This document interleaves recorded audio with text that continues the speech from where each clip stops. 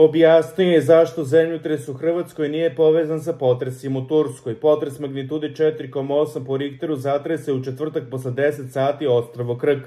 Osetio se na Kvarneru, ali i širom Hrvatske. Tokom dana usledila su brojne, ali slabija podrhtavanja. Te potrese, ali i drugi seizmološke aktivnosti u dnevniku Nove TV komentarisao seizmolog Snježan Prevolnik. Ovo područje u kojem se dogodio potres spada u jedno od 3 seizmički najaktivnija područja u Hrvatskoj, a maksimalna procenjena magnituda za njega iznosi 6,5 po Richteru, rekao je.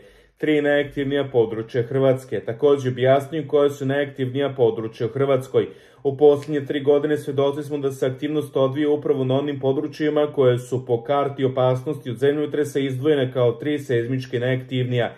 Šire zagrebačko područje gdje smo imali jake potrese u Zagrebu i Petrinji, potom Kvarner i Hrvatsko Primorje, a područje gdje je seizmička aktivnost najveća je Južna Dalmacija. To je područje gdje se očekuje da se jači potresi češće događaju i onda je maksimalna magnituda procenjena na 7,5, objasnio je seizmolog. Kaže da se ne može reći da je potres u Turskoj prouzrokovao ovaj potres na Krku.